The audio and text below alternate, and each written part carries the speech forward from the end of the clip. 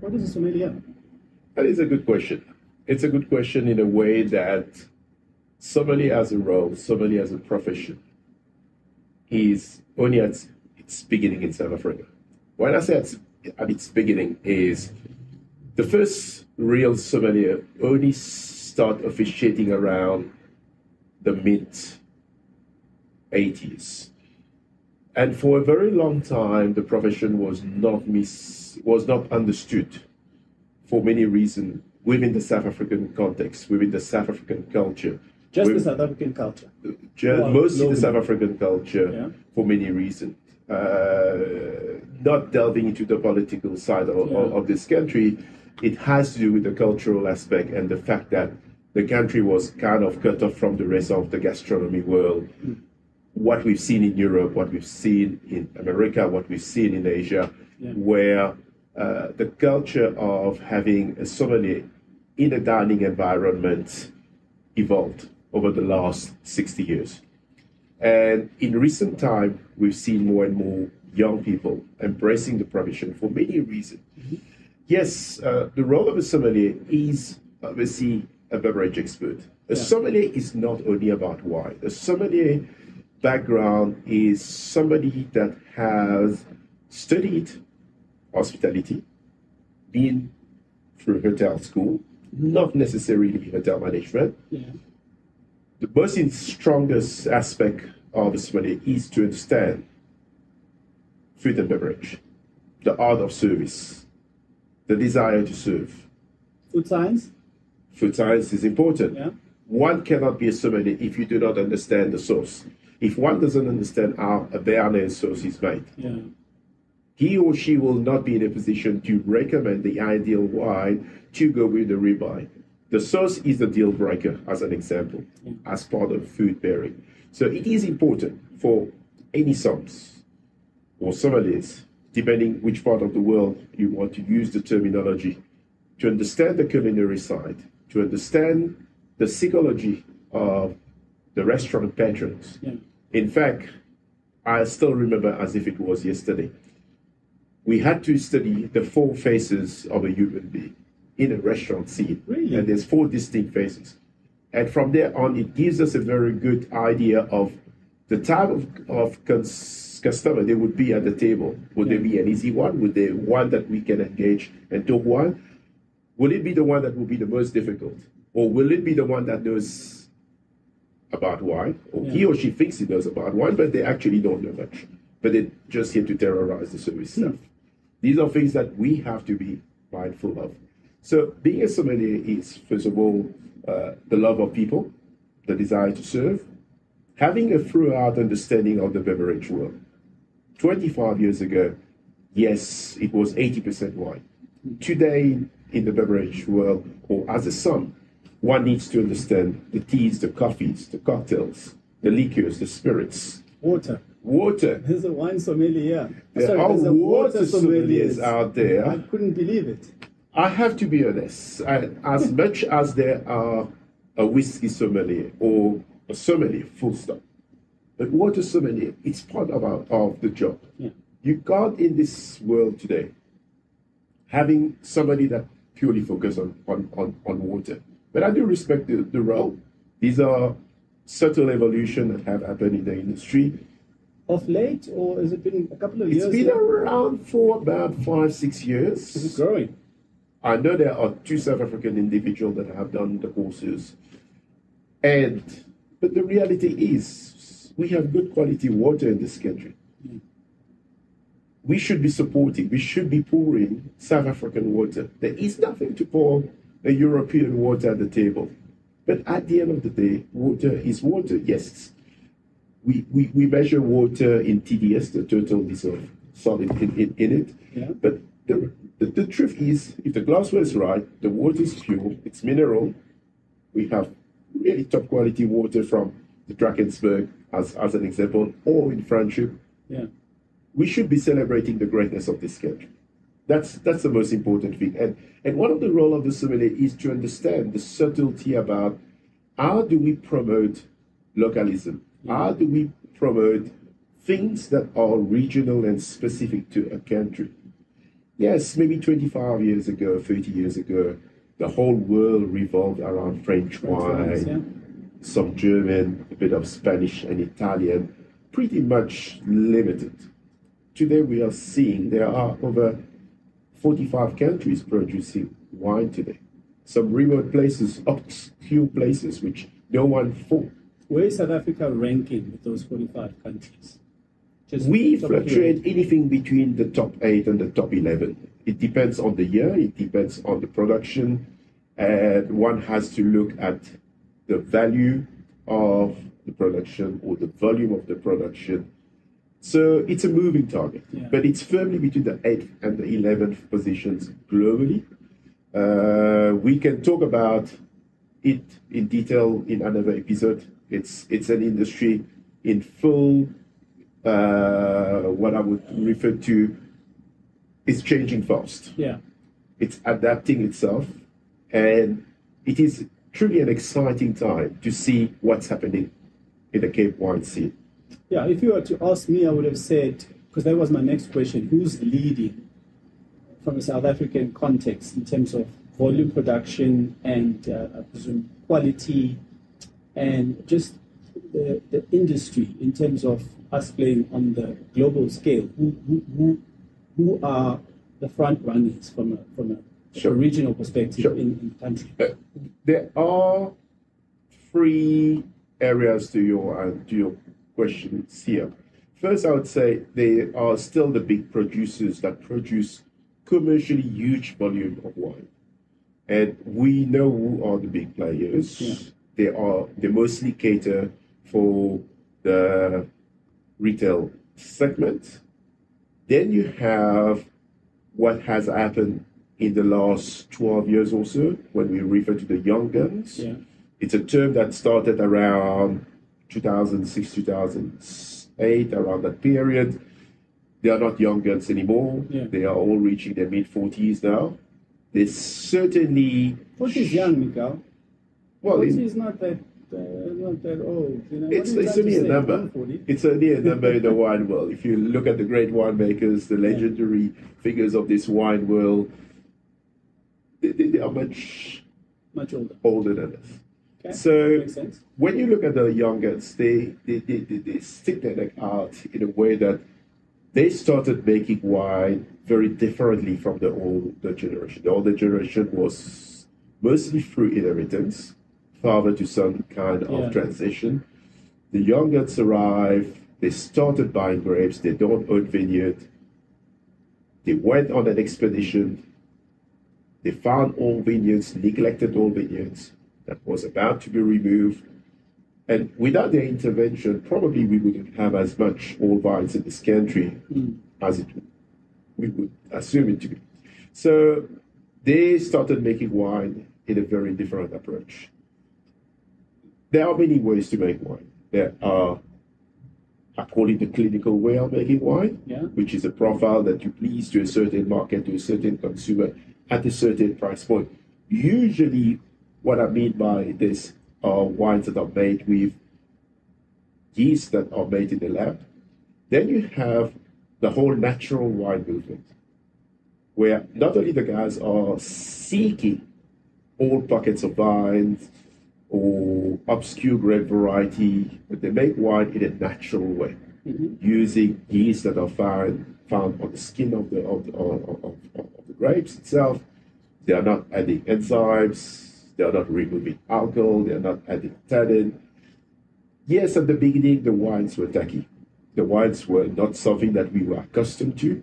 But what we've seen of late, especially in the last 5 years or so, the quality of our natural wines, they are on a par with the world's best. They are wines of individuality. They are wines of character. They show a sense of place. They show a quality that the winemaker had a certain vision on. And certainly they are sought after, which in a way answer your question about who are the shakers of the industry. Yeah. I'm not going to mention brands or producers at this stage. Perhaps we should reserve that as a different... we can. I mean, if you can. Of course. where we can talk about, Yeah. let's say, the 15 guys to watch in the industry that will make a wine is exciting, that will add value. Yeah. Sounds interesting. Thank you. Yeah. To the dining experience or to the wine experience. So what we see is there's a renewed interest into brand South Africa. Yes, the brand itself is relatively young. We as a country has been producing wine since 1655. It's the oldest in the Southern Hemisphere, but yet it is a young country in a way that we look at it. Opportunities were not there maybe back then? It wasn't there. Is it a historical thing? It is historical. So let's take the historical challenges that no South African can deny. I presume they possibly have a part to play in the fact that we are a young country in the wine space. However, we've been producing since, you said... That's correct. We've been producing since 1655. It's roughly 365 years since the country have been crushing the first grapes. But for a long time, the industry was focused on bulk production. And for a very long time, it was controlled by one entity, which was, at the time, which was started by the government in 1910, actually 1918, with KWV. And for a very long time, the cloud of KWV on the industry was to protect the benefit of the grape farmers, but it didn't work out that way. It's actually relegated the country in a backward trend compared to, let's say, Australia, which is in the Southern Hemisphere, which has been innovative in many aspects. They are the forefront of really making good, clean wine, all varieties and so on. But again, not going too much into detail. The country really became exciting after 94, when the whole quota system was broken out. We've seen the emergence of new vineyard. We've seen the boom of new wineries. After 94, there was a word that, or a cash phrase in the industry was the Mandela kind of magic happening, where the rest of the world, or the entire world, wanted to drink South African wine because it was a novelty. However, what happened during that time, everyone was eager to drink South African wine, and not necessarily the base wine was sent overseas. I see. And in a very short period of time, instead of adding value to the brand, it went the other way around. So the doors got open, but we didn't have the quality to, I guess, optimize on those doors and the opportunities in the post-Mandela magic, that you talk about. The Mandela magic, correct, yeah. And that, I guess, sort of sets us back even more, because we've been producing, but we were not, in the global space. That's it. As a well-known country in terms of our production of wine and our quality of wines. That's it. So a bit unfortunate, because imagine if we had the quality. I mean, you talk about the two methods of making wine. Which one would you say is appealing to the one generation, and which one appeals to the other generation? Because it sounded like with the two methods, you talked about the clinical one and the second one, natural wine. The natural one. It sounded like the natural one movement is more for the older generation, or actually more the younger generation. The younger generation. The older generation was brought up, in fact, on those clinical, I would call it respectfully to the bigger brands. So which one would have factory made, clinically driven wine? So they were perfect in every aspect of what a wine should be. Which would have helped us in the 1994 era, maybe? To an extent. What happened after 94? The industry was predominantly built on white grape varieties. There's two reasons. One being there was a big brandy consumption, and brandy is predominantly based on white grapes. Chenin Blanc, that's why we have so much Chenin Blanc. Colombard, we have so much Colombard in the Cape. But the world didn't want to drink Chenin Blanc and Colombard back then. They wanted red wine. There was that cusp of the whole world wanted to drink red wine. So there was that rush to start planting red varieties. And the other aspect, which is very complex in the South African industry, has been getting the material, getting the planting material in those days. In those days, there was only one nursery supplying the planting material. In the entire country? Entire country. They were not clean material. They were virus plants. And anyone who have driven around in the Cape around, let's say, March, April, May, the vineyard look quite red. It's not autumn. These are virus vines. It might look pretty, but they were not producing the best quality grape for many reasons. That also we can elaborate on another topic at another time. So the industry faced quite a lot of challenges in those days. And also the industry was exporting quite a lot of wines in bulk, i.e., once it arrived in a European city or in London, it will get bottled under some obscure brands with an elephant on it or a leopard on it or a giraffe on it. And everyone sees, oh, South African wine, thinking how cool it is. Try it. They realize very quickly it's not what they were expecting out of this. How long did it take for us to get out of that? So we still in it, unfortunately. That's the reality. There are still many retailers in Europe that are buying in bulk, bottling outside, and simply call it white South Africa, call it the Big Five, or whatsoever. And what should they be doing, Miguel, to give us an opportunity to showcase our uniqueness and deliver the quality that from here to export is what we really want? It should be controlled from vineyard to bottle, from the bottle to into the shipping, into the retailers. There's nothing wrong with bulk, but it should have been labeled better. The consumer should have been made aware. Wine is complex. Not many people understand that a wine has been bottled in bulk if they don't know. Many people buy wine on prices. Either they buy the top end knowing the brand, or they buy because their budget only allow them certain price point. And usually it's the bottom end that create more damages to the brand. So these are things that the industry have tried to fix over the years. And as much as there has been an improvement, there's still a very long way to go. So you're saying it should be vineyard to retailer. Vineyard to retailer, vineyard to the bottle, the origin. That is something very important. The origin, the source. And the beauty of it, we have one of the most diverse wine region in the world. We had one of the most advanced wine legislation in the world. It was developed according to the French method in the 1970s. We've seen the emergence of wine routes, which only started in the beginning of the 70s. We've seen the emergence of new wine regions. Think of Plettenberg Bay today. Yeah. They didn't exist 25 years ago. Today, there are many wineries producing really good wines. Think of the Natal Midlands. Yeah.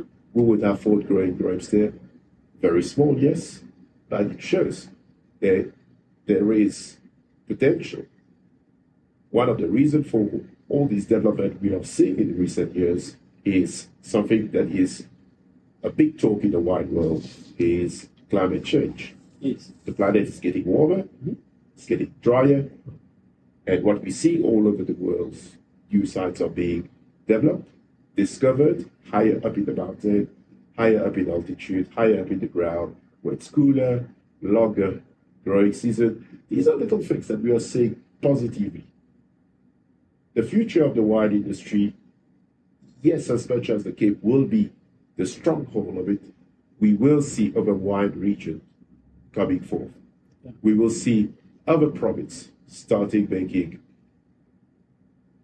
wine that we don't know yet what the quality will be. But so far, it's I can only imagine promising. That impacting tourism even more in a positive light, because now you're getting exposed to these regions and their history. Because if you are a wine lover, I presume you want to know not just how much the wine costs but it tastes good or it's average. You want to know where it comes from. You want to know its origin. You want to know the history around, the wine. And that's the beauty of it. The beauty of wine tourism goes hand in hand with culinary. And a big term that's being coined globally in the tourism world is gastronomy tourism. Right? With it, we will see the emergence of either lodges, hotels, restaurants, and best of all is the job creation aspect and making South Africa as a destination. Already it is a beautiful country, irrespective of its challenges. It's a country that has so much potential. Now imagine the small pockets of vineyards, pretty much what we see across Europe, or in pockets of South America. Through those vineyards, there's a whole economy that grew around it. Farming is one. Vegetables, beets, you name it. And these are things that are precursors. They are the catalysts for change, for positive change, for the next generation. Talking about change, let's say you had a time machine, Miguel, and somebody said you can go back to 1994. So you had a time machine, you went back, and you were the hotshot of wine in the nation, in South Africa. And you were the guy that can move things, sign things, get things done, make sure that we deliver the quality of wine that we needed to deliver, make sure that we focused on red wine. You're saying that other nations were interested in drinking red wine at the time, and you had all of this power. What would you go back and change in 1994 to make sure that we are right up there with the French wines of the world in terms of their reputation and be where we should be? I love your angle of time machine. And time machine, if it really existed, and if ever there will be a sort of going back to the 94 era and having the limelight, having the Mandela magic, I would say preaching positivity, number one. Number two, having a brand that have ample volume, bottled in South Africa, with the quality that's consistent to some of the big brands of the world, where it would have given the opportunity to wine lovers across the world to discover the greatness of this country.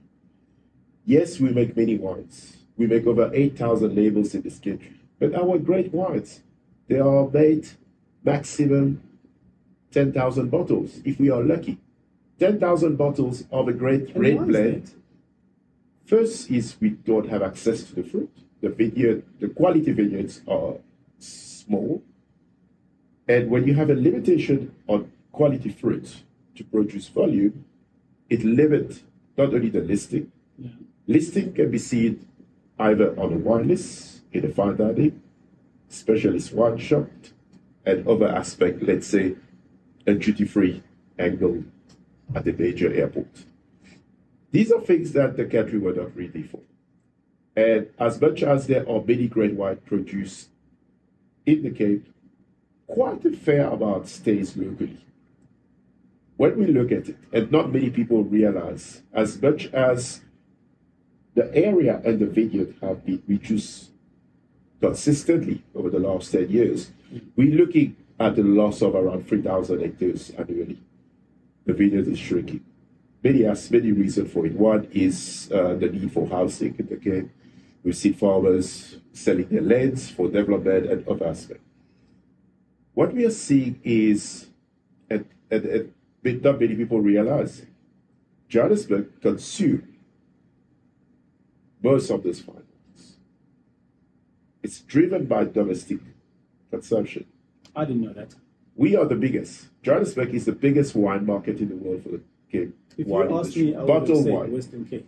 The Western Cape, even with the 8 or 9 million visitors that goes to Cape Town, with all the consumption combined, does not equal the consumption of what Johannesburg as a province. That is so interesting. I mean, if I think about just the inbound travel in terms of leisure specifically, the itineraries the itineraries are even designed that, I mean, there was a point where the itinerary was mostly Cape Town, and then Kruger, and then Johannesburg. And it's kind of changed over time. I can't remember when it changed, but I think it was more due to the fact that you have a lot of long-haul flights. So travelers are coming in, they don't really have the energy to go and experience the wine experience with jet lag and so forth, which is one of the highlights if you are coming to the destination. So the itinerary started changing. I think the operators, the DMC, and all these travel people, the travel industry said, listen, let's try and encourage a change in this itinerary so that the wine experience and the wine tasting happens on the way back when people have rested and gotten rid of the jet lag, had their one-night transit at one hotel, and then maybe went for their 9-night safaris, and then go for their wine tasting and their wine experience in the Western Cape. So my knowledge in this industry for a very long time was that Western Cape is the main man when it comes to production of wine. Actually, and volumes. not what the stats, not what the stat shows, and not what the stat has been showing for the last 4 decades. Johannesburg remained consistently the biggest wine market for bottled Cape wines.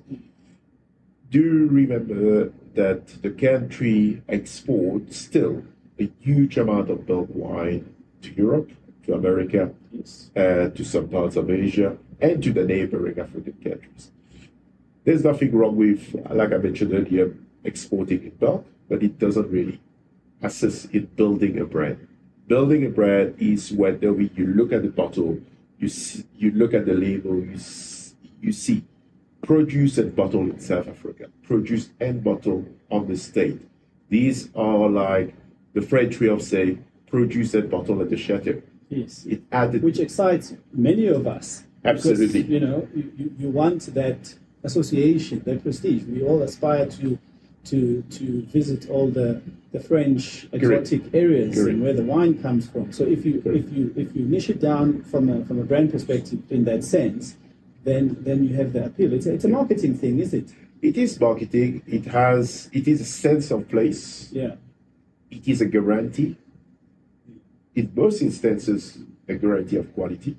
So would you have done that as well with your time? Definitely. So you would have worked on relationships to get the marketing right instead of just sticking an elephant onto, the wine. It's very interesting that you mentioned the word marketing here. And for a very long time, marketing, and up to now, still remain one of the weakest link in the South African wine industry. Marketing-wise, yes, there are a few brilliant minds in the industry, but when we look at the rest of the world, we are not there. Is it expensive? What goes into the marketing to the global marketing space? Is about vision, especially when it comes to wine. A long-term vision on how to position a brand. Long-term vision how to capture, gain market share. At the end of the day, once a bottle of wine leaves the South African shores, sitting on a container, and let's say it reached London or Paris or Munich for that matter, the job is not over.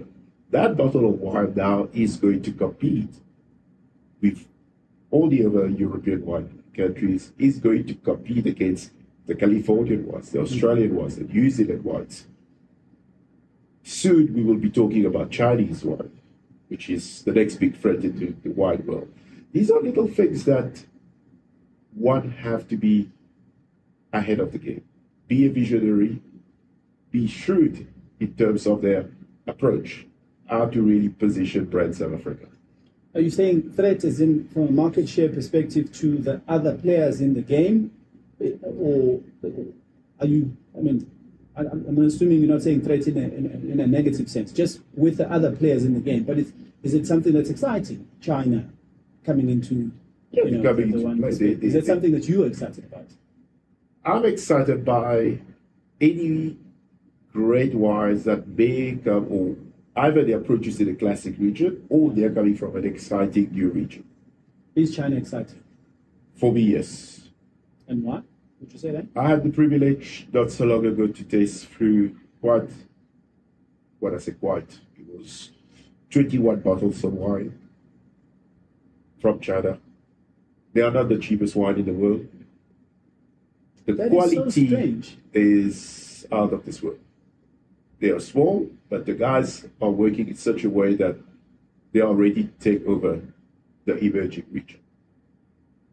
They never really or historically have a heritage or a story of producing fine wine like Europe. But what they've been doing is they've been using the know-how, the knowledge of the top winemakers of the world. To give you an example, there is every year the Chinese authority will invite 100 winemakers from around the world. Yeah. And everyone thought in school to go and spend 6 weeks in China to make wine. But what no one realizes that every time 100 people goes to China, it's 100 years of experience that they are adding to the base in terms of know-how, in terms of quality. Yeah. This is how strategic it is. This is marketing. This is vision. And we are not good at that. Your view. Or we can improve on that. Let me put it We that can way. improve on that. The thing is, we've seen that the new generation of winemakers are exposed to the great wines of the world. The new generation of South African winemakers are tasting more and more wine. There is nothing worse in the wine industry that you have a palate that are confined to your own wine. Like a song, we have to taste constantly. Tasting doesn't mean we taste only wines from here. We should regularly, on a monthly basis, be tasting wine all over the world. One, to understand how profile change, our style are evolving in terms of climate change, and what's happening out there. And the same for a winemaker. The more you taste, the better the vision. When they are harvesting, they have a better idea what's happening out there. Interesting. We are fortunate in a time where there are, I won't use the word overloads, but there are ample information to excel. There's no room for errors. There's no room to make bad wine. If somebody's making bad wine, it's like a chef today, not knowing how to grill a burger. There is no such thing. You either get it right or don't.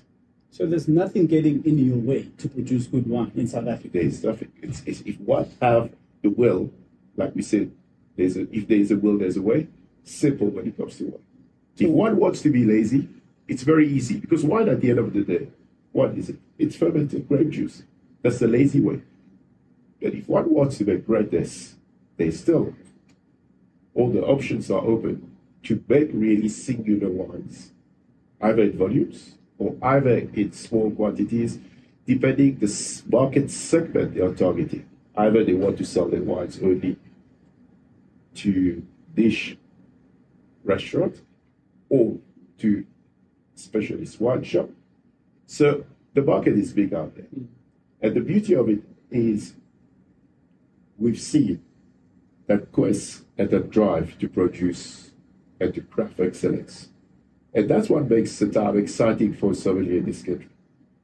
As much as the profession is getting more complex, and as much as there are more and more young South Africans embracing the profession, the beauty of it is we are not confined like it is in Europe, where you finish your studies, you go and work in the fine dining, you're stuck with Burgundy, Bordeaux, the Loire Valley, the classic region.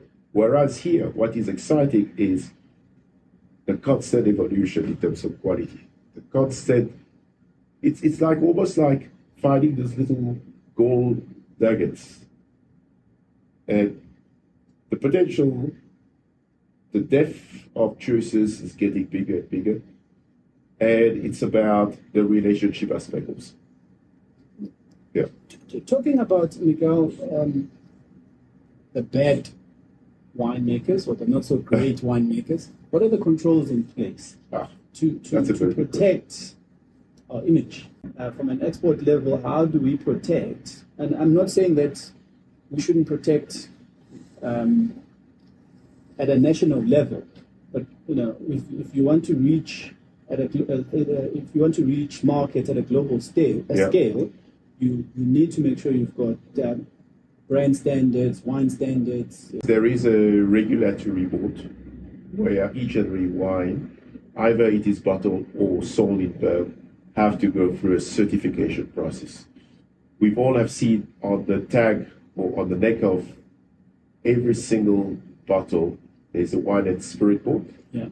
So the wine basically are shown to a panel of tasters where they have to tick yes, no, or maybe, or to be reviewed, retasted. And once it goes through this, I'm not saying it's 100% perfect.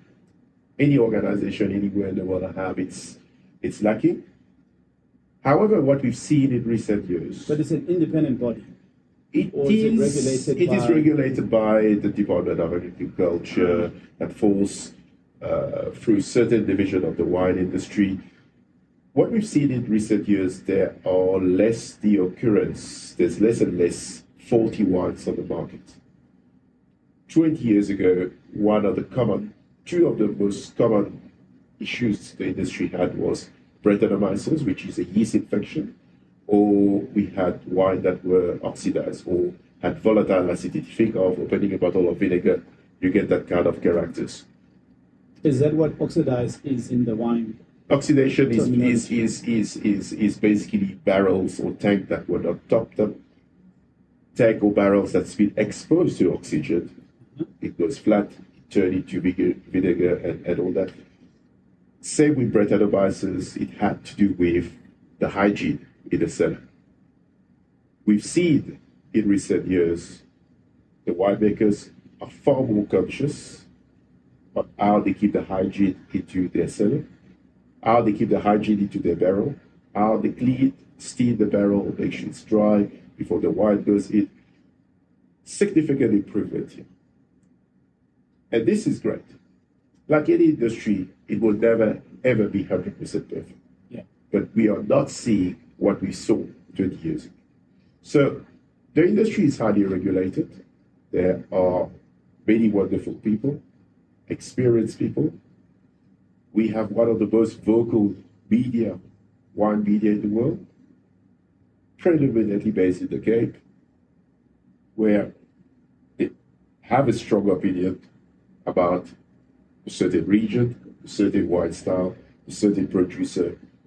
These are things. And they have influence. They have influence. And these are things that have helped wineries make better and better wine. We've seen since the beginning of 2010, more precisely around 2012, more and more international wine critic focusing on South Africa, having an annual report on wines that taste 2-3 times a year in the Cape. These are all assisting to really elevate brand South Africa onto the global stage. We've seen, and we are lucky, we're sitting in this room today, we've seen the emergence, we've seen our social media contribute, especially in markets like here in Johannesburg. Yeah. We have a young generation of wine drinkers that don't want to go and read a 1,000-page Bible on wine. They think it's too complex. It is complex, it's boring. It's too intimidating for them, which is interesting, something that I've also put down for us to touch on, specifically the Generation Z, Gen Z, about the behavior trends that research is showing about their consumption, or rather the lack of consumption of alcoholic beverages, and wine is one of them. But specifically when it comes to wine, they're talking about the fact that it is still complicated and therefore intimidating. It is something that the industry has been battling with for I think, many, many years, not just with Gen Z, I think with all generations, but the more people mature, the more people experience wine, the more they learn about wine, and the less intimidated they are.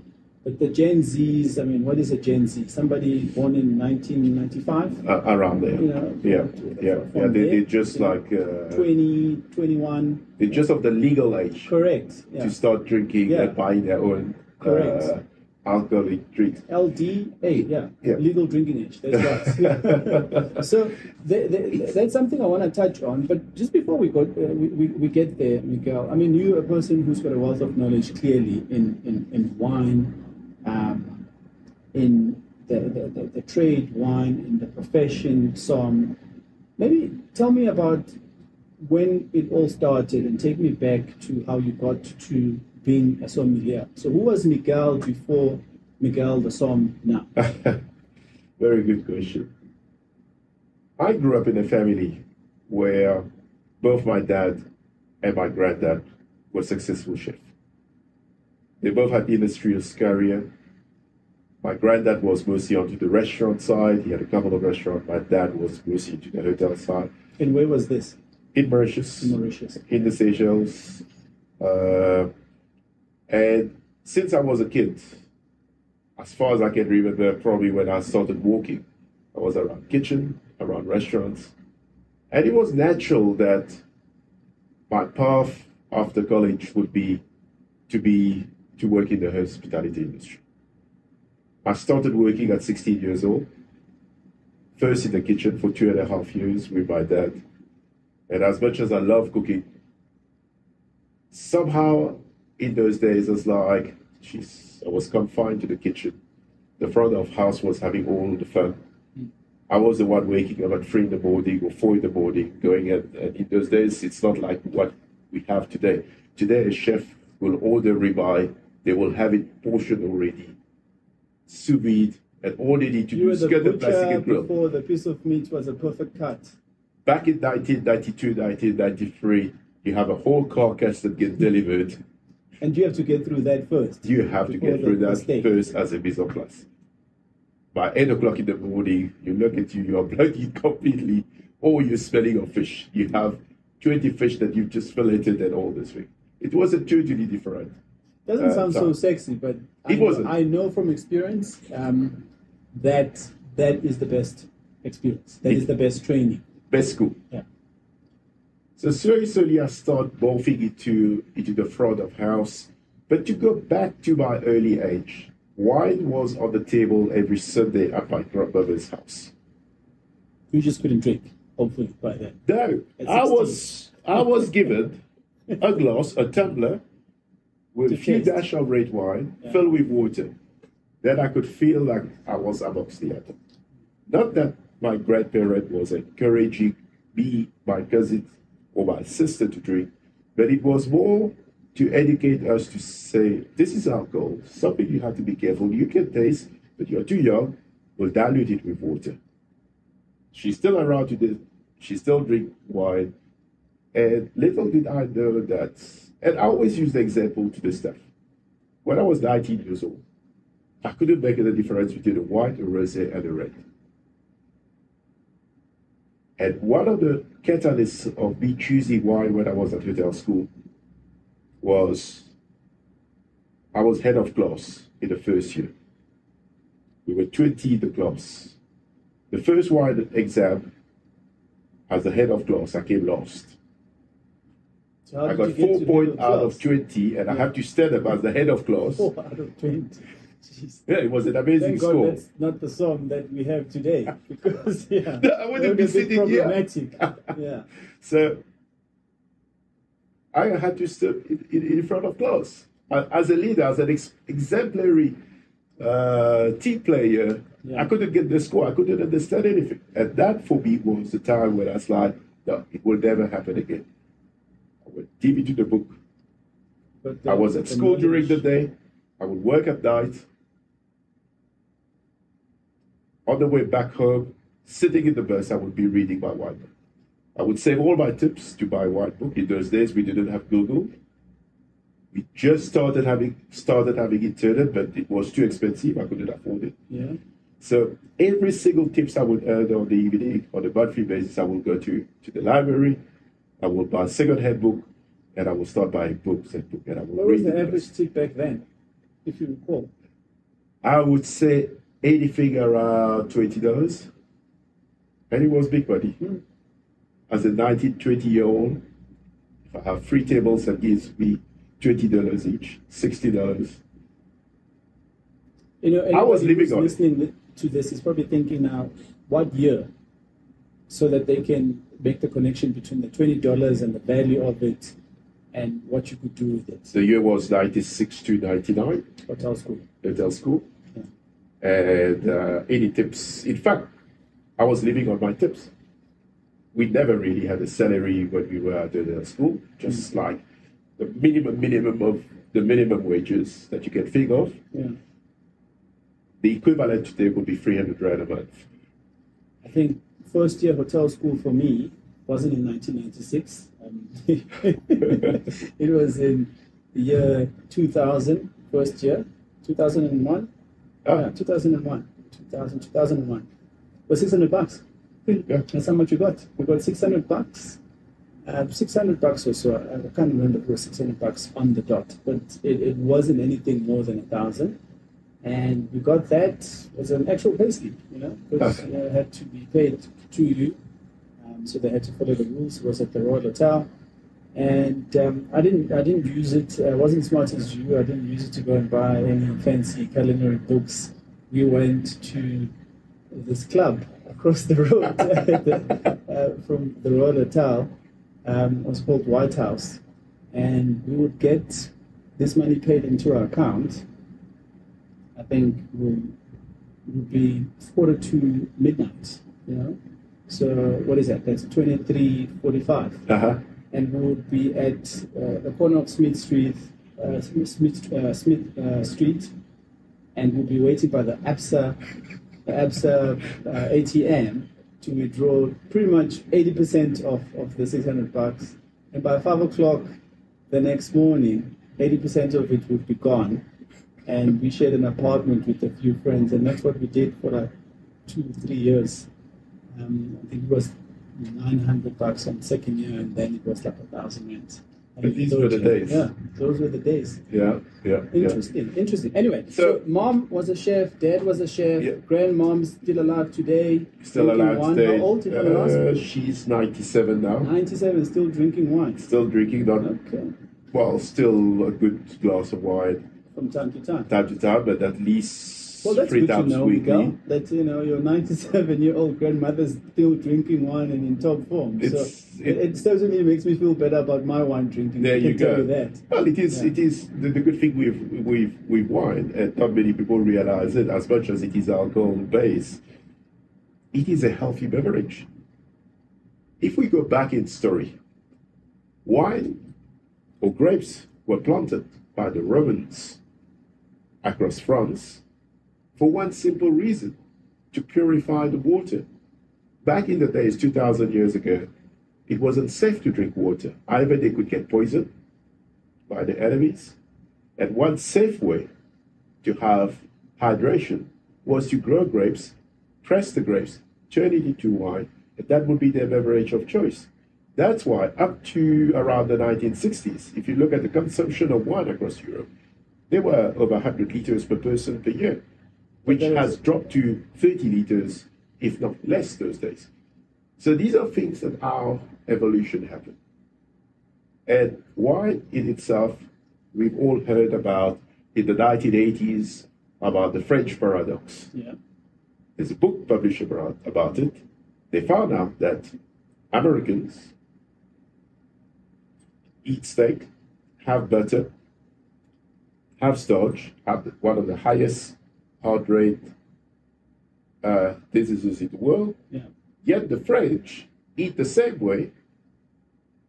Because they drink wine, they don't have any of those ailments, which overnight there was no bottle of red wine in any supermarket in America. The book became a huge success. It spurred a new generation of consumers to start embracing a glass of wine a day with their meal. As long as it is in moderation, it's considered healthy. Yeah. So my background, besides the hotel side, growing up in the restaurant environment, it was natural that I would end up into the hotel side. Also, coming from Mauritius, we were quite limited during my time in terms of what one can do after college. If the family can afford, they will send you to a university overseas to become a doctor or an accountant, you name it. But majority of our generation would end up working in hotels, working in tourism. Tourism is a big segment. It's a big employer globally. 10% of all the jobs in the world are it's tourism based. Correct. And it's one great way to from leaving school to be into the cold face of serving people, learning about wine, learning about food, and I never regret a moment about it. Little did I know that at one turn in my career I will end up in South Africa. It all started with which I'm hoping was a good move. It was in a way that I was offered a 6-month job in Constantia, in the oldest wine region. Yeah. That's where everything started. What was meant to be a 6-month stint, opening a wine bar in a boutique hotel, and the rest is story. Boutique hotel still standing today? The boutique hotel still around, and I was there for nearly 6 years before moving to Johannesburg. And it shows you how small the wine world is, how small the hospitality world is. But one thing that drives any soms is passion. It's the quest to always seeking what's new, what's excellent. It's very easy to be, once you qualified as a som, you have a stable job. And you stagnate. You have there to explore. and have a list that never change. That's, I will call it, the lazy side of the profession. I'm not here to highlight it. The beauty of the profession is to always innovate. Stay at the forefront of the development. Stay at the forefront of the changes. It's crucial. It is, not only from a survival point of view, but most importantly from a revenue point of view. A living wine is equal revenue. Food trends are changing. All sorts of cuisines are coming about. You have to learn to Absolutely. Evolve with that. Yeah. Tell me about the evolution. Sorry, Miguel, just to go back. Yeah. On the mind-boggling thing to me is how for decades and decades you can hear one thing about wine, and then decades later you start getting this narrative where, I think it's social media that's also just putting it out there, and everybody obviously has got an opinion these days. Everybody's got access. Everybody's an expert. When we just, I don't want to get into the health sort of side of wine or alcohol in depth as if I'm a health professional. I don't want to get into that. I think I might just depress myself if I get into that in any case. But the evolution of wine from it, being something the Romans did to protect themselves from any water that was it could be spiked with or whatever, yeah. Which was natural. What happened over time that is causing this narrative where people will come out openly now and attack wine in terms of its non-health benefits or non-existent health benefits? What do you have to say? And I'm not trying to corner you into sort of a health discussion, just your personal view, very brief, on this narrative of wine and the fact that it's not so healthy. There's no benefits, actually. There's no, even if it's 120 meals that some doctors recommend per day, apparently that's not even true. There's no safe dose, some of these guys are saying. What do you have to say to that? First thing first, one needs to understand where alcohol comes from, how it all started, and why alcohol plays a predominant role in the evolution of mankind. Alcohol in itself has the good side of it. Like anything else in excess, can be detrimental to one's health if it's done regularly. The most important thing about alcohol, and that's where our role as a sommelier, and that's why I would encourage anyone, learn about alcohol, understand where it is in the context of health, but how important culturally it is. When we look at alcohol, alcohol is not purely about wine. It's about spirits. It's about liqueurs. When one look at liqueurs as an example, liqueurs were created by the monks in monasteries in Europe. Medicinal purposes. As medicinal purposes. Like a Jägermeister. You know, people have shots, Jägermeister shots, and it's a big thing to have a shot, but it actually has medicinal properties. I mean, if you I almost said bloated, but if you it's a digestive. It's a digestive because correct. They are made. It's classified as a bitters. I must say, I also learned that not that long ago, a couple of years ago, when I was at Sun City, for example, there was a place called Traders. We used to all go there, stuff because we lived in. Everything was, what is it called? A Jägerbomb. Jägerbomb. Yeah, we've Red Bull in it. Correct. And I thought it was just a shooter. I never for once thought this thing actually, if it's done in moderation, could help me from a medicinal point of view. It's a digestive. So if I have a nice heavy steak that I enjoy, but let's say I have it late at night, and I just want to make sure I sleep and not have this thing sort of keeping me up awake, I can just have a Jägermeister. A little shot of it, it helps with the sleep, it helps with the digestion. Alcohol in itself, if one understands alcohol, and there's a beautiful story behind each and every bottle. I'm not talking purely of wine here. Yeah. I'm talking of each and every single spirit. It's either they are purely the product of somebody making a big mistake, or somebody have studied the health benefits of the herbs, the bulbs. If we look at red wine, it's good for the heart, for the arteries, blood circulation, all these things. It's about the education. And we as some, it's very important. We learn all those characteristics so that we can relay the positivity side, which I mentioned way back when you were talking about the time machine and all that. It's about how do we play safe. And yes, the new generation of the Gen Z are moving away from virtually every single kind of alcohol. In fact, what we are seeing globally into the dining scene are menus being paired with beverages that non-alcoholic. are non-alcoholic. Herbal teas, alcohol-free beer. Yeah. This research study, this article that came out, and it's actually one of your some peers on LinkedIn that shared it. I found it insightful, and then I picked it up and I read it quickly as I was on my way here to have a chat with you. Says that they are more likely to prefer, more so than alcoholic beverages, soft drinks. And the ones that do look at or consider drinking any type of alcoholic beverage or wine in particular don't necessarily do it or choose it based on the environment or sustainability. It's none of those things are the factors. They choose based on accessibility.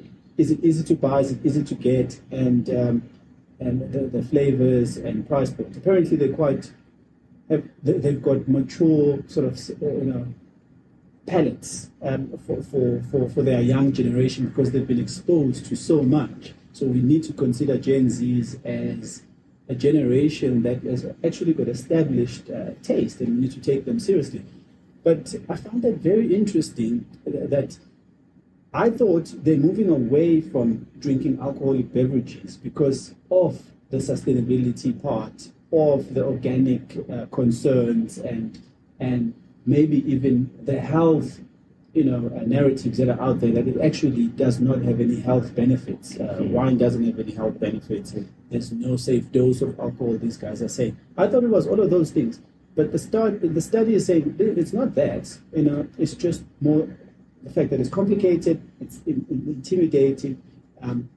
Make them taste more, include them more, invite them more is what the research is saying. Would you agree with that? I do. In a way that, as a subject, wine and beverages in itself can be intimidating. And this goes back to wine writing 30 years ago, where there were only a handful of powerful people that would write about wine. And they have such a strong opinion that people were scared to actually confront them. whatever they would say would be perceived as gospel words out there about a certain line, certain region, certain wine style. We've seen how social media have kind of democratically given the opportunity to each and every one of us to voice or to share our views on the product. And a good example here, probably when you started your career in around 2000, it was said white wine goes with white fish, goes with chicken, red wine goes with red. Correct. For how many decades, generations and generations of F&B people, of chefs, of general managers. That's what they were taught. Taught on it. And no one would break those rules. And you as me or anyone as a son come and try to change that, giving, let's say, a Pinot Noir as a red wine to a tuna steak, or having a beef fillet with an aged Chardonnay, or champagne for that matter. That shows you how much the world have evolved in a positive way. No one really have a stronghold. As much as we should be more in a free world than what we should be, there is far more flexibility and a greater understanding today about pairing, as an example, alcohol in terms of its benefits. We've seen more and more mocktails being suggested, being present on beverage menus. Correct. Because somebody wants to, the next day, have a good run whilst they're staying in a hotel, hit the gym, go play golf, go fishing.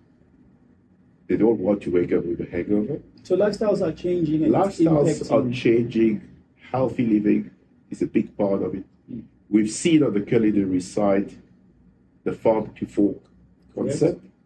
We've seen the emergence of organically produced vegetables, fruit, which is a big driver today. On menus, sustainability is big. We are seeing those changes coming onto the wine side. It has been a bit slower to be embraced because everyone says wine is alcohol. What's the difference between a conventionally farmed grapes and an organically farmed grape? Both have to be fermented, and both will produce alcohol, and both will give you a bit of a tipsiness if you overindulge. Yeah. But again, it's about education. That's why we've seen the top-end dining of the world is not having the big plates on the table. It's a tasting menu. It's playing with the sensory. It's playing with the visual. Same with the wine. You get a tiny glass of wine, you smell it, you taste it, you have 2 bites, the plate is clean, the glass is empty, you move on to the next course. It's a whole theater experience around it. At the end of the day, you go back to your home, you go back to your room, you're still walking straight. Yes, you feel a bit more inspired about the whole experience. Maybe a little bit warm, but no one is holding you to walk the stairs. Tell me, education is something that you keep on bringing up. Would you recommend, if it was possible, for every restaurateur, entrepreneur, hotel operator to have a somm? Yes, if there's a will. Yes, if they have the resources. The education side of things. First of all, what are the different types of somms? We know there's one that is more dominant on the wine side, but yep. We talked about the water sommelier. I mean, a whiskey. You have whiskey somms out there. You have coffee sommelier. Coffee sommelier. A major coffee brand based in Switzerland. Can you be an all-in-one somm? Yes, you can be all-in-one. In fact, the curriculum covers every single beverages in proportion relative to where he or she needs to practice.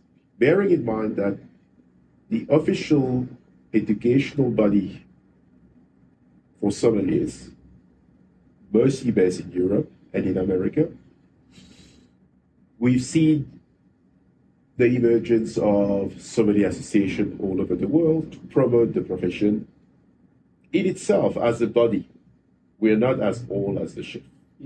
The first educational body only came in 1969, so it's relatively young as such in terms of its structure, in terms of what getting dispensed out there. My advice, to go back to your question, if each and every hotelier, restaurateur, had the opportunity, and there is an opportunity today, not during my time. When I started, there wasn't this opportunity.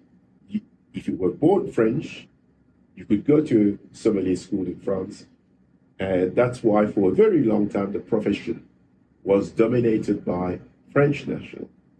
It's only in the last 50 years or so we've seen a diversity of nationalities all over the world. But then the consumer recognized a French somm as the more superior. So I couldn't rock up me, back then and say, I'm a somm.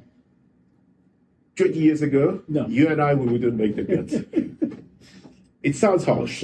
No, but it's true. I know. I mean, today, we have an eclectic, diverse, multiple personality, background, culture of sommeliers around the world. Best hotel, best restaurant, best bars.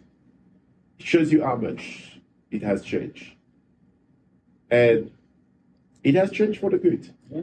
We are seeing more and more lady sommeliers on the floor. And the profession itself, as much as it may seem as being a stuffy one like what we've seen back in the days where somebody walked with a long apron, with a bow tie, big belly. They're different these days, a bit more suave. There's something about relaxed, no ties, no bow ties. Do they train you on how to pose in some school? Because I've seen some of your colleagues, maybe not so much you, but there's this pose with the wine, and when they take pictures as well. The handling of wine, I'm sure, is part of the training. Absolutely. But just the way they dress and the way they present themselves, there's a lot of similarities. Physically, it's about, if you look good, you're good in your body, you're active, you're healthy, you present yourself well, you talk well, you're knowledgeable, you'll be selling. You can sell us to the Eskimo. Most important thing about the song, irrespective of all the knowledge, is about revenue. It's about selling. It's about having items on the wine list. Not only catering for the clientele, but items on the list where when he or she is not around, the wine should be selling by itself. Yes, you will have a category of wine which one can call, let's say, alternative or hand sell, fine. But 85% of the wine list, if tomorrow I'm not well, that wine list should be able to perform. That wine list should be able to bring in revenue for the company, and that wine list is about moving the stock. Back in the days, wine lists were built on ego. Wine lists were built on the personal taste of the sommeliers. That's why back in the days, you would walk into a job, you would see a cellar full of unsellable wine. Today, it's more strategic, understanding the customer's wants, understanding the food that the chef are cooking, understanding, most importantly, especially in a country like South Africa, the demographic, supporting the business, understand what are being shared on social media, work, play with brands that are active, that make themselves feel sexy, appealing, that when you have a specific bottle of wine on your table, everyone look around and say, wow, it might not be a top-end first craft Bordeaux or Burgundy or a top-end champagne, but something where everyone say, hey, they know what they are drinking. Talking about client profile, demographics, and all of those things, quick question. Do you think there is a missed opportunity when it comes to the black consumer? A black young man, a black young woman. Is there an opportunity with the black consumer to entice them into wine drinking? There's two ways to answer your question. Definitely, there are a massive opportunity out there for the young black consumer to embrace wine as a drink of choice when going out or at home, entertaining with a group of friends. In fact, we are seeing more and more young black consumer drinking wine, top-end wines. So very good wine. Yeah.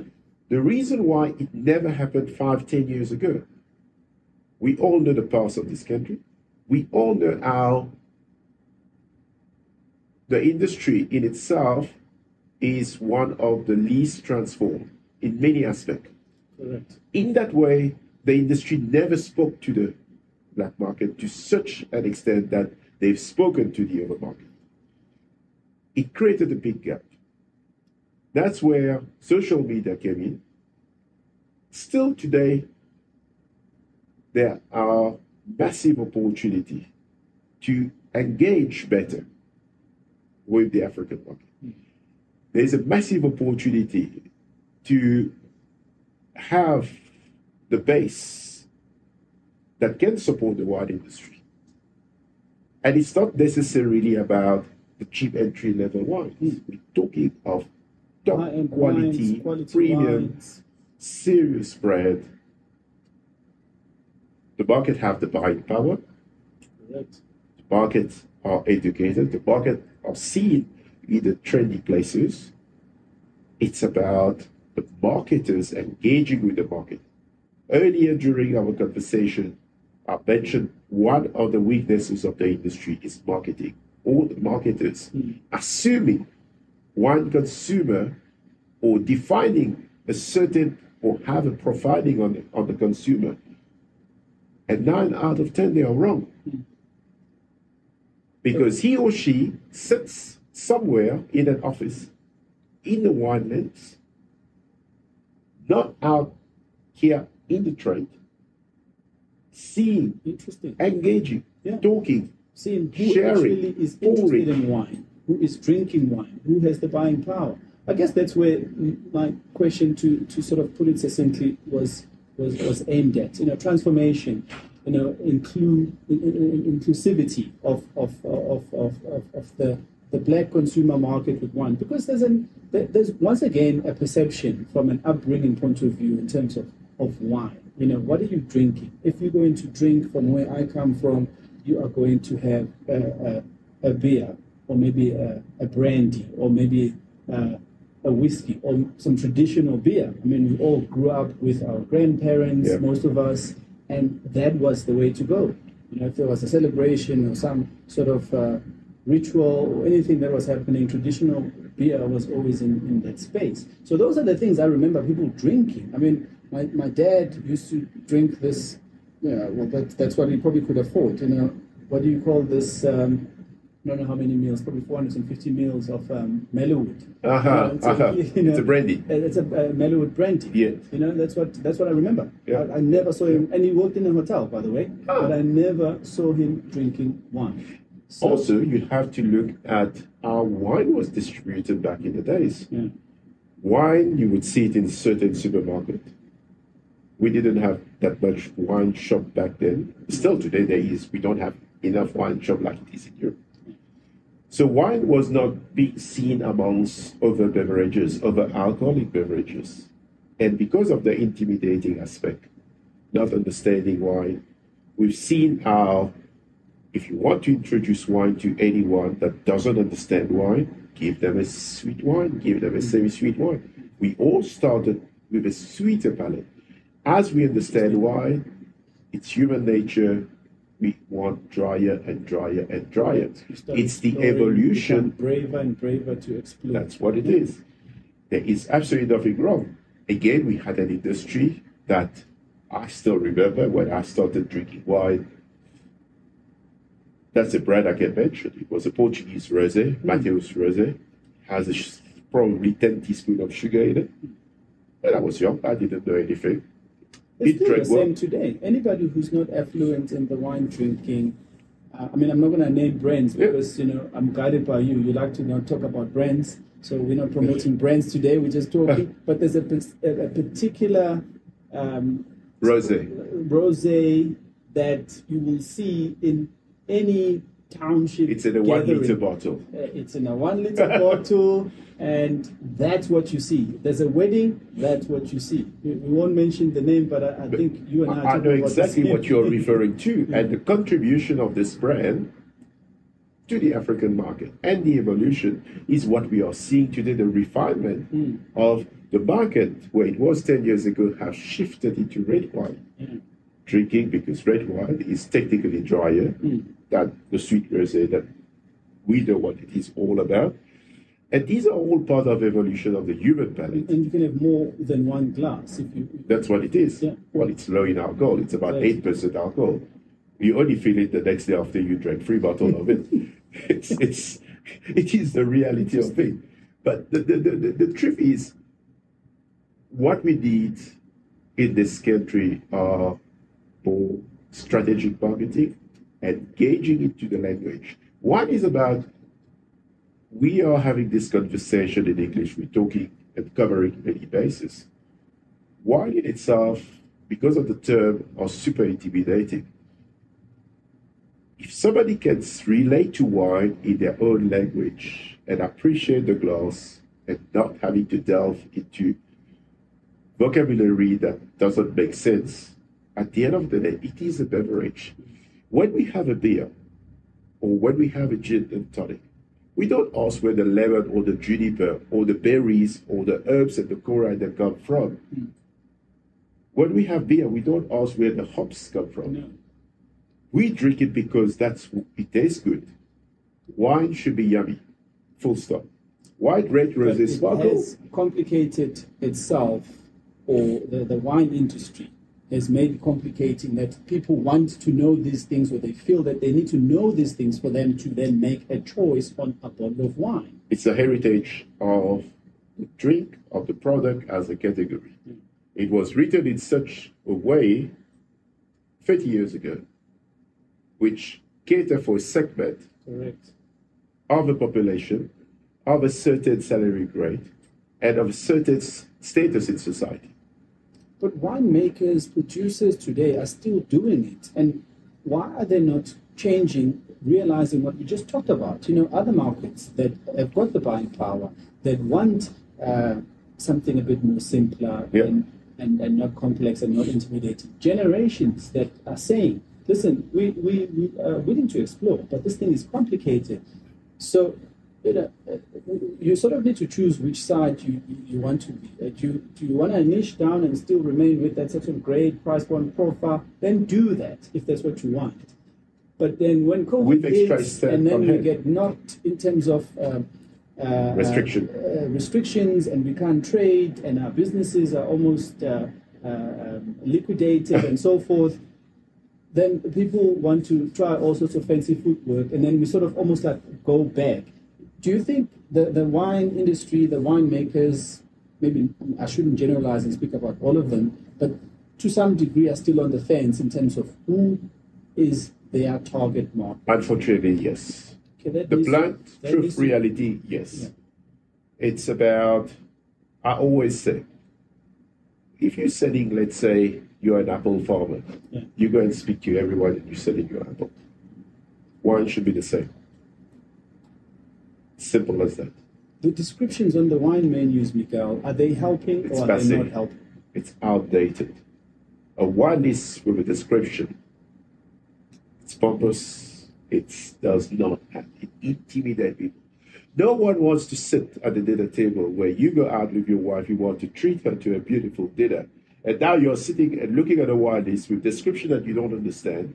By the time you reach page 4 or 5, you're more confused about what wine to choose. Well, that's why I always WhatsApp you. Probably she's looking at you grumpy, saying, you're not looking at me, you're looking at the wine. Exactly you can't make a call. As a hotelier, I would sometimes get these menus and decide, no, I can't do this. I take a picture and I send it to you and you'll like, okay, order this, order that. I can't always do that. I'm privileged that I've got you as a friend and I can do that. But again, if I use the example of an apple, you're not going to, when you go into a supermarket, you say, oh no, I only eat Royal Gala red apple because the other red apple, I want green or red. So the Fuji one is green or red. Yeah.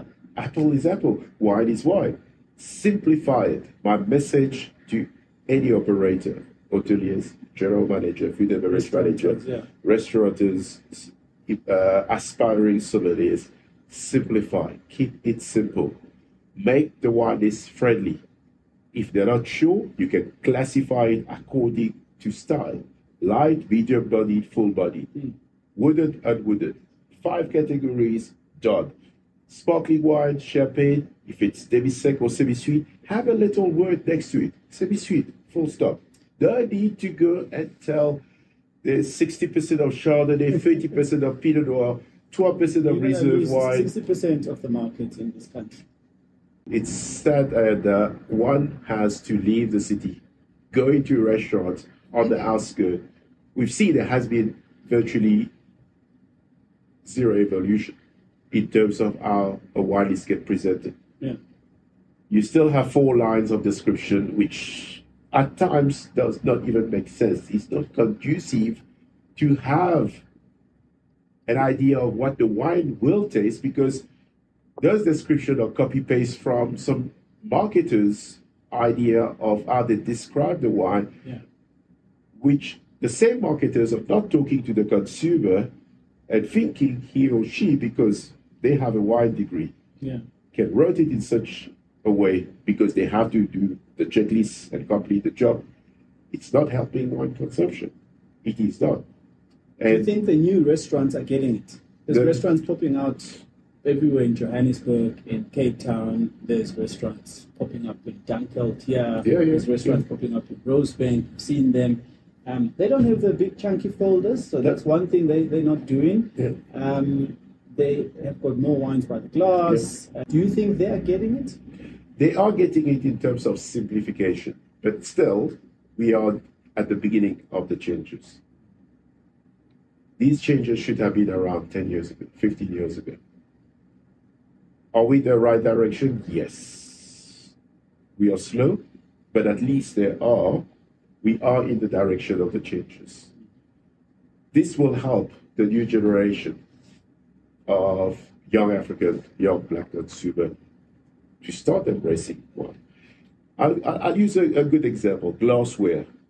Somebody that's fancy about wine or so-called expert, yes, the minimum is a good quality glassware. But there are many parts of Europe you're given a tumbler to drink a glass of red wine or wine.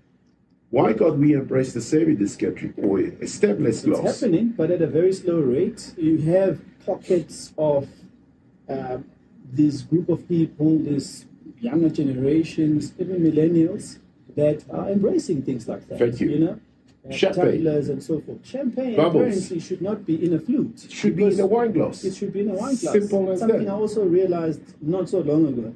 So you know? it's only people like yourself through your interviews, and I'm more than happy to contribute. And there are other industry leaders out there. There are other really good somms out there that can spread the word. Guys, let's make the wine appreciation fun. Let's take away all the stuffiness.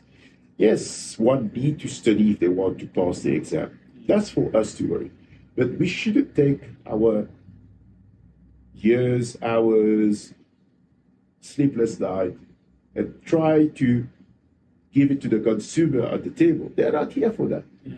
They are here for a good time. They are here to make their life easier. Don't go and preach to them about how this wine was made. Is it good? They're happy? Job done. That's exactly what the Gen Zs, once again, back to this article that I read today, is saying. You know, they want people to up their game in terms of quality and flavors, you know, and that's what they want, really. They don't want the whole long, boring story, and that's what's intimidating them. And, you know what? It is a lifestyle. It is. You know, and it's a lifestyle that I enjoy. It's a lifestyle that I know you enjoy. You don't have a choice. You have to. You know, it's part of your job. But I think it's still very much shutting the door to a whole group of people. Absolutely. And those are the things that I hope change over time. Yeah. I think before we check out, just to wind down, a few simple questions that I think a regular person would enjoy hearing from a top sommelier like you, Miguel.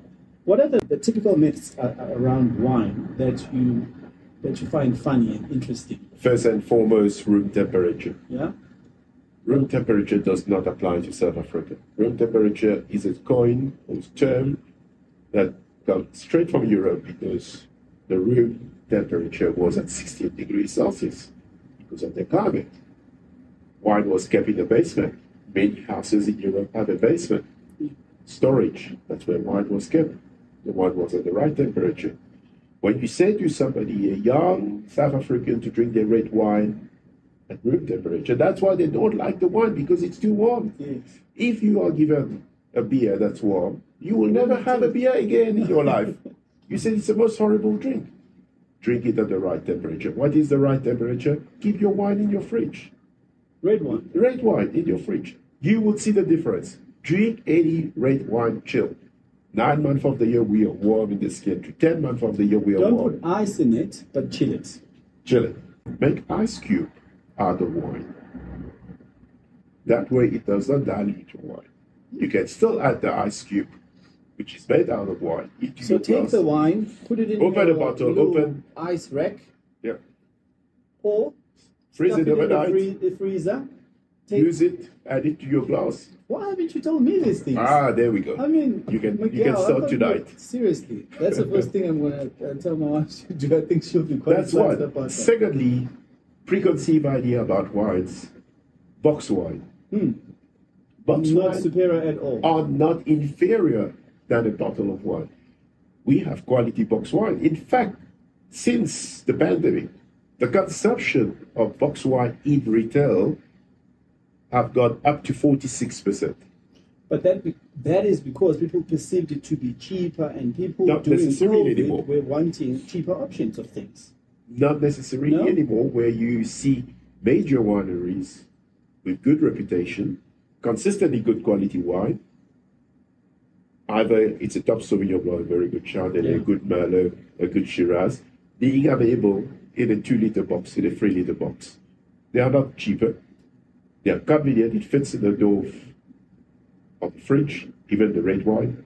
It's easily accessible. They have a gloves. They don't have to worry about throwing it away because it stays fresh for up to 2 weeks. A bottle of wine after 2 days start losing all its characters. So wine in itself, there are so many, like we talk about the room temperature, the box wine,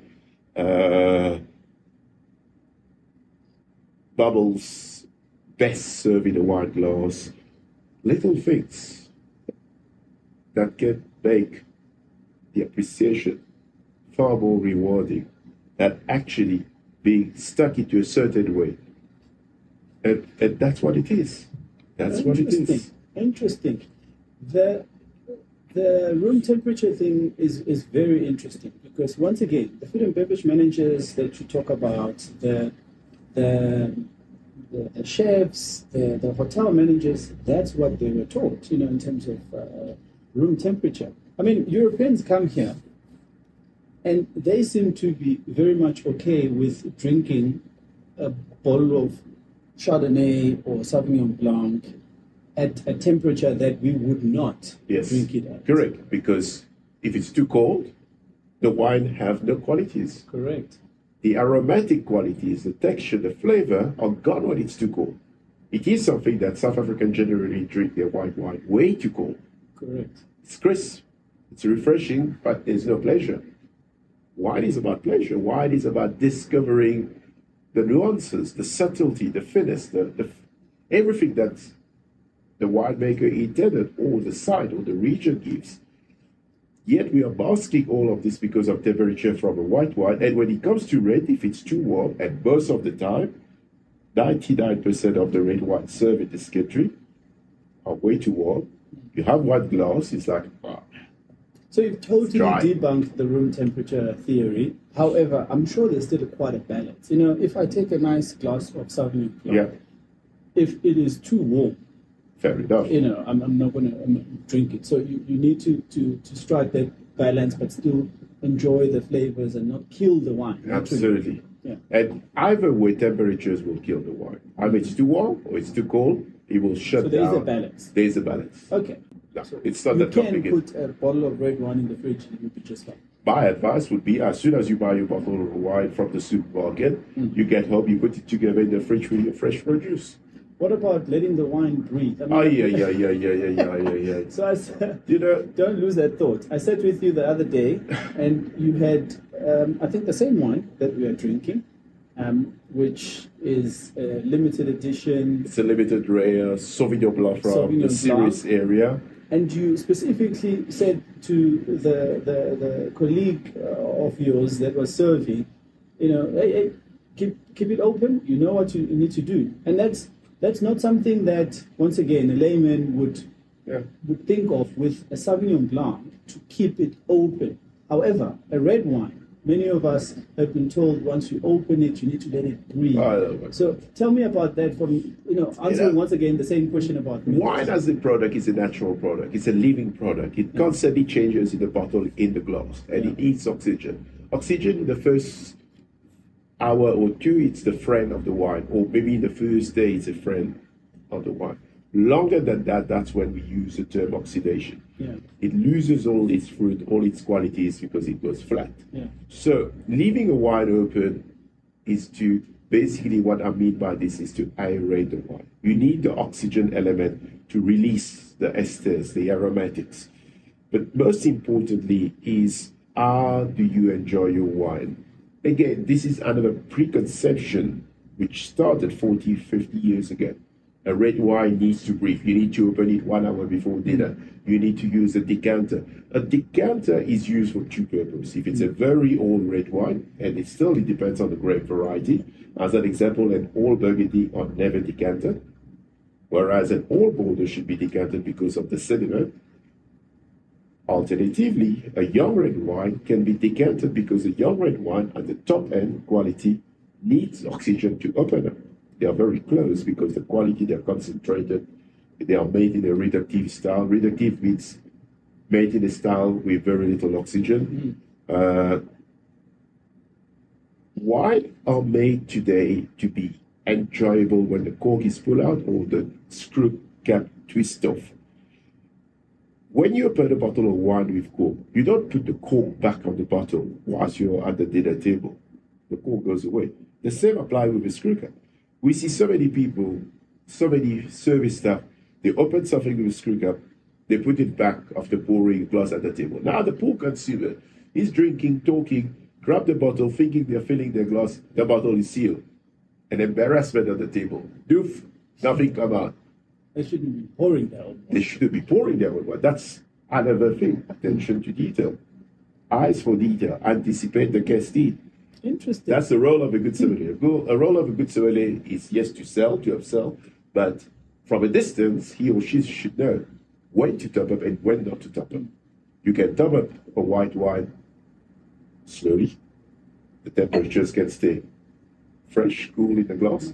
With a red wine, also. It's one of the most amazing experiences when a sommelier or any wine server is anticipating that timing and it's just perfect. It's one of the things that I think creates for an exceptional dining experience. And I've experienced it, and you miss it when you're not getting it. That's it. It's almost like a science. It is what we call it a sleek delivery on the floor. How do you read the table? How do you read the customer's need? How do you read? Some people go out to have a good time. That you will know right from the beginning, from the bottle that they choose. You know you're going to sell 3-4 good bottle of wine. Some, like many people today, they are constrained. They still want to go out, but they don't splurge. Yeah. They have one bottle, that's it. And one also are responsible about drinking and driving, unless they're using, e-hailing service. Yeah. So these are things that one needs to really understand and always be one step ahead, anticipating the need of the clients, without being seen as pushy. Yeah.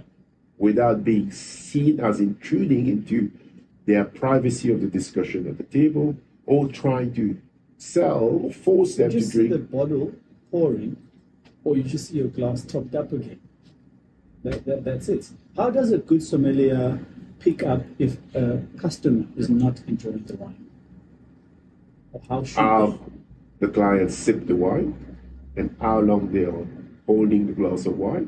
If you see a glass of wine, they've ordered a bottle, you pour the glass to the level it should be, which is roughly about 1/3 of a glass. Yeah. And they are eating, but they're not drinking it. These are certain red flags one needs to then approach in a very subtle way, trying to find out what could be wrong.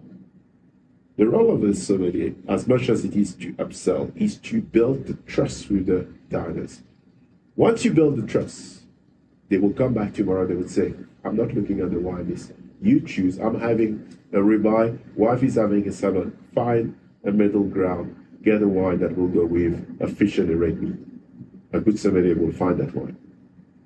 Second last question, because I'm mindful of your time. I think I've taken way too much than I should have, but you are such an interesting person to chat to in general, let alone when I'm talking about your profession. It's even more exciting, so please forgive me. Not at all. I still need to be very respectful. So there's two last questions. I think one, just to wrap up the myths, what is the story about opening a bottle of sparkling wine and then sticking a spoon in there to preserve? Whoever came up with such an oddity of putting a teaspoon or a spoon in a bottle of beer, in a bottle of sparkling wine, it has been scientifically proven it does not prevent the loss of gas. What should you do instead? Drink it. Okay. You open it, you finish the bottle. If you can't finish it, invest in a champagne stopper. A lot of people stopper. that don't have a problem with that. But if you get distracted and you don't obviously have your bottle go to waste. Unless the bottle is a bad bottle, then you don't finish it. But a good bottle of bubbles shouldn't last long. No stopper, no spoon, none of that stuff. Yeah, it costs nothing to invest in a good stopper. A good stopper will set you back around 300 rand. But with the stopper, will I still have the same quality wine, whatever is left, sparkling wine, if it's consumed within the next day? If it's consumed within 24 hours, yes. Anything longer than 24 Even hours, with the stopper, yes, can forget it. You will start losing. Unless today we have the technology, and here I can mention a brand because it's the only one in the world. Yeah. It's called a Corava, which is a dispenser using a surgical needle that goes through the cork. It extracts the right amount of wine that you want to drink, and it seals the entire bottle with argon gas, and that bottle can be kept for up to 2 years, and you can have your full glass over a 2-year period. It's costly. It's about 3,000-4,000 rand. South African products. Doesn't sound like a American. How do you spell the name? Corava, Coravin, and it was created by a surgeon, realizing that the needle used in surgery could be used to extract wine out of the bottle, out through the cork, preserving the wine at the same time. And any wine lover should invest in it, have one at their home, especially when they don't want to finish a bottle, but also if they want to taste multiple bottles of wine without spoiling the wine. It's a fascinating invention which came around 2015, around the time, about 8 years ago. So this is a surgeon? Yeah. Somebody who should have already been making good money, probably making even more money now. It was fantastic. You are seeing it all over the world now. All the top 5 dining places have it. The last question, it's now summer. We have a thing that we do in restaurants and hotels, which is change our menus according to the season. But how much of a change should the wine menu change according to the season? Very good question. Does it matter? Of course. A wine list so what should I be drinking now in this lighter red heat? Lighter red. Yeah. Lighter red wine. Light white. Lots of bubbles in summer. Light bubbles. Gin? Of course. A good ale. A good cocktail, a mojito. Rum, there's a diversity of rum out there. Again, to give a good example, why people drink rum over a glass of wine. We all know rum is made from sugarcane. Do we bother if it comes from Mauritius, Reunion, Martinique, or Barbados? It's a rum in a glass with crushed mint leaves, crushed lime, lots of ice, super refreshing, happy days. We should make wine the same. A wine list should evolve with the season. More red wine, at the beginning of autumn, people starting to get fresh. People want something more heartwarming to drink. Lighter wine as we get into spring. Summer, should be all about drinkability. There's drinkability on both ends. So what if I want a red wine now? I will give you something as beautiful as a Grenache Noir, something like a Gamay, or light skin variety. Remember, in the wine world, we have over 12,000 grape varieties. Hundreds are grown commercially. 30 of them are the superstars. It's about understanding what is a light skin, what is a thick skin, what is a dark colored grape, what is a light colored grape. And each of these will give a distinct style of wine. But I guess if we've debunked the whole room temperature myth, it kind of helps also the opportunities you have. Indeed. You can as well have summer or winter. Have a full-bodied Cabernet Sauvignon right now, if it's at the right temperature. It's all about the temperature. Interesting. That's Can what we have is. more of these conversations? Of course.